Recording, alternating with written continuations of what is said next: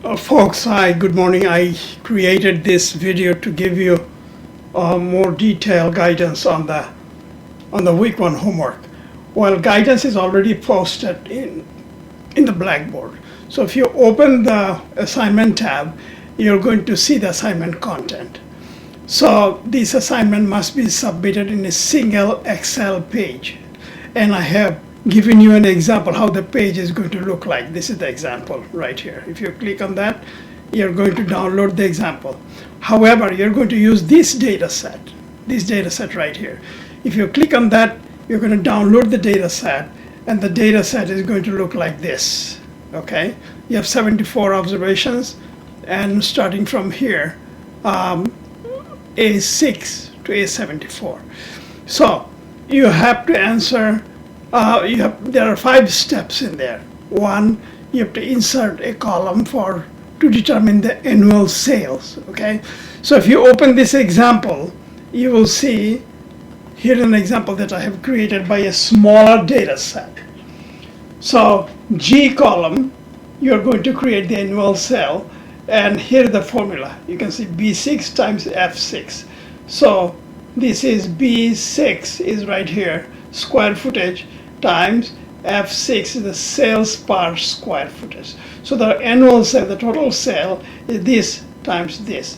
And once you have done 1, you can just take the cursor there. When you see the plus sign, you can drag it down all the way here and release. It will calculate all the numbers. Then you have to calculate the mean. Formula is AVERAG, and the range of the cell. Now remember, it is B6 to B25 because I have only B6 to B25. But in your case, it is going to be from B6 to B79. So make sure that you do not do your assignment based on the sample data set, which is this one that I provided, okay? But you are going to get the data set from here. Okay, so going back, so there are 5 questions that you're going to answer. This is the annual sale that you're going to calculate. Then you're going to calculate mean, standard deviation, skewness, etc. So to do that, if you go to my sample, you're going to see the formulas right here, AVERAGE, and then standard deviation, S, and so on. So you have all of these numbers, and if you take the cursor, you're going to see the formula. You're going to use exactly the same formula that I have used, except your cell ranges are going to be different. Okay? Your cell ranges are going to be different because you have a different data set. You have this data set. So your cell ranges are going to be from 6 to 79. 6 to 79. Because these are the cells that you're using, depending on which column you're working with. Okay, so after you have done that, you're going to create a box plots and histogram. I have given a YouTube video for each of those. You're going to watch those and you're going to create. However, you're going to use the data set that you have downloaded from here, right? Pastas are us Inc. database. That data set is provided to you.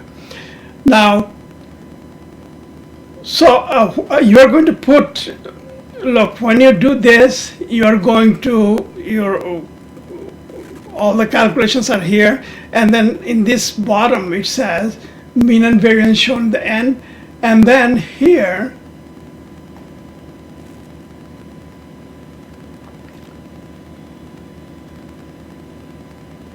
box plot should be located on the bottom. So box plot should be located here. And then histogram should be located here, underneath the data set.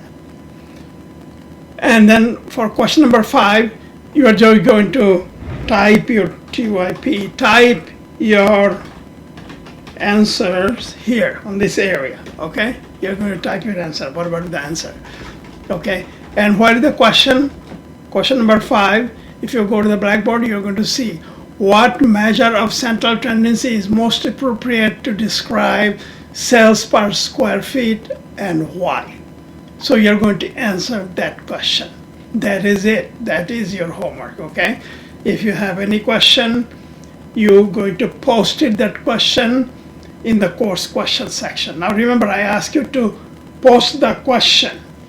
I am totally lost or I don't understand is not a question. Those are statements.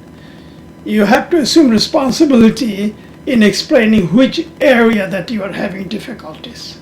Okay? All right. Thank you and best of luck with all of you. Bye.